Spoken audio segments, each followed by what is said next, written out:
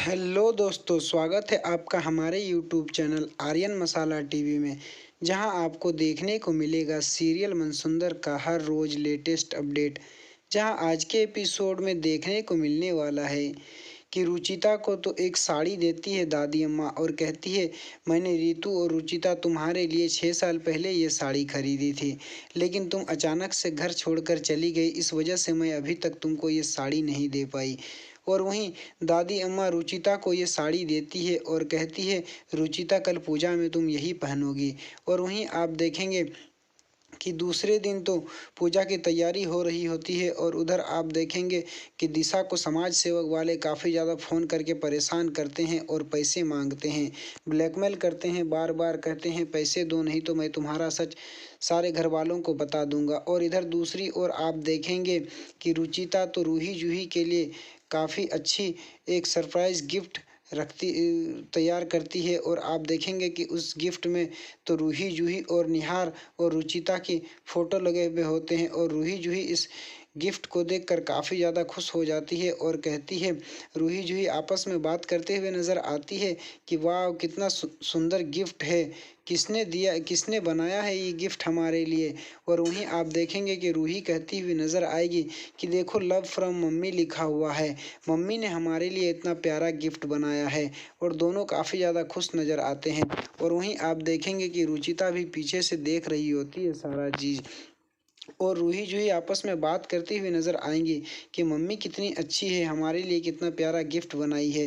फिर उन दोनों को याद आता है कि हम तो मम्मी से नाराज़ हैं, मम्मी आजकल काफ़ी ज़्यादा झूठ बोलने लगी है। और इधर आप देखेंगे कि दूसरी ओर काफ़ी ज़्यादा परेशान रहती है दिशा और कहती है, मैं पैसे का इंतज़ाम कैसे करूं?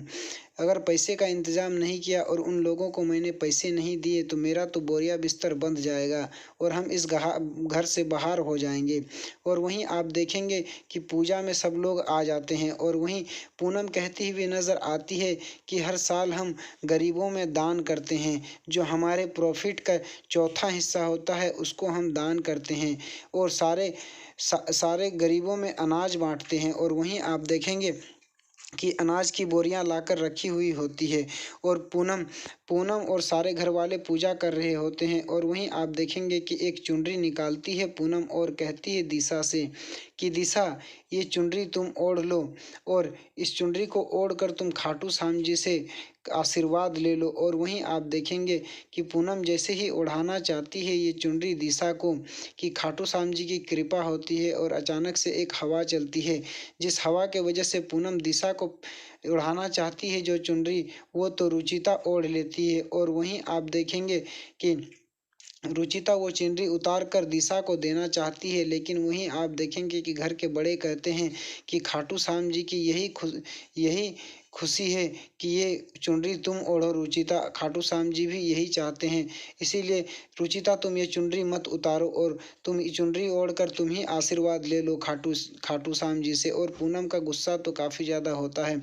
और वहीं आप देखेंगे कि दादी अम्मा तो कहना चाहती है कि वैसे असल में तो रुचिता ही निहार की पत्नी है, लेकिन पूनम उसे रोक लेती है। और वहीं आप देखेंगे कि रुचिता तो आशीर्वाद ले लेती है खाटू श्याम जी से और सब चले जाते हैं अपने अपने कमरे में। और वहीं आप देखेंगे कि खाटू श्याम जी के सामने पैसे रखे हुए होते हैं और समाज सेवक वाले तो आ जाते हैं घर दिशा से पैसे लेने और उसे ब्लैकमेल करने, लेकिन आप देखेंगे कि पीछे से देख लेता है समाज सेवक लोग देख लेता है रुचिता को और कहता है कि यही दिशा है और हम इसे किडनैप कर लेते हैं, ये हमारा फ़ोन नहीं उठा रही है।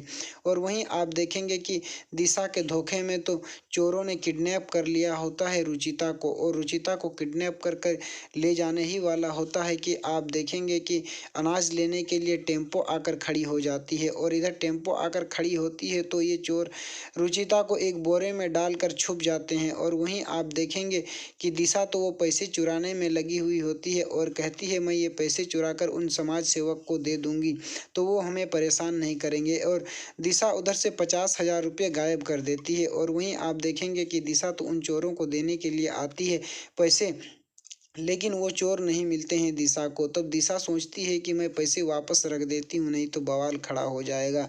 और उधर दिशा वापस जाती है पैसे रखने के लिए, लेकिन तब तक निहार आ जाता है, जिस वजह से पैसे नहीं रख पाती है दिशा। और वहीं आप देखेंगे कि निहार बाहर चला जाता है और सारे राशन को टेम्पो में लोड करवाता है। और रुचिता तो काफ़ी ज़्यादा आवाज़ दे रही होती है, लेकिन बोरे में से रुचिता की आवाज़ बाहर नहीं आती है। और आप देखेंगे कि टेम्पो से तो सारा अनाज चला जाता है और निहार भी अंदर वापस आ जाता है। और फिर दिशा तो चाहती है, दिशा सोचती है कि अभी मौका है, पैसे रख देती हूँ, अभी कोई नहीं है आसपास। और जैसे ही पैसे रखने वाली होती है कि पूनम आ जाती है। और पूनम देख लेती है कि इन 2 लाख में तो 50,000 रुपये कम है। और काफ़ी ज़्यादा भड़क जाती है और गुस्सा हो जाती है और चिल्लाने लगती है कि यहाँ से पैसे किसने चुराए। और पूनम को तो शक हो जाता है रुचिता पर और काफ़ी ज़्यादा चिल्लाने लगती है और सारे घर वाले को कहती है हो ना हो ये पैसे तो रुचिता ने ही चोरी किए हैं। और दिशा भी कहती है हाँ हाँ हाँ माँ, हमको भी लग रहा है कि पूनम रुचिता ने ही ये पैसे चोरी की है। और वहीं आप देखेंगे कि निहार कहता हुआ नजर आएगा अपनी माँ से कि चुप हो जाइए माँ, आपने पहले भी बहुत बार रुचिता पर इल्ज़ाम लगाया है, लेकिन हर बार गलत आप ही साबित हुए हैं, इसीलिए रुचिता पर इल्ज़ाम ना लगाएं। लेकिन आप देखेंगे कि पूनम तो कहती हुई नजर आएगी कि आज तुम कुछ भी कहो निहार, हम तो कह रहे हैं कि ये काम रुचिता नहीं किया है। अपने बच्चों की ज़रूरतें पूरी करने के लिए अपनी अपनी बच्चों के लिए उसने पैसे ज़रूर चुराए होंगे। गरीब है, उसे पैसे की ज़रूरत पड़ी होगी और उसने ज़रूर ये चोरी उसी ने किए होंगे। और दूसरी ओर आप देखेंगे कि उन चोरों को पता चल जाता है कि ये तो दिशा नहीं, ये रुचिता है। और वो चोर फैसला करते हैं कि इन्हीं से हम पैसे वसूलते हैं और इन्हीं से हम कहते हैं कि दिशा के नाम पर इन्हीं से पैसे मांगते हैं, क्या पता 50 की जगह 1 लाख मिल जाए। और वहीं आप देखेंगे कि दूसरी ओर निहार सोचता हुआ नजर आएगा कि रुचिता तुम कहाँ हो, तुम ठीक तो हो ना, किसी परेशानी में तो नहीं हो।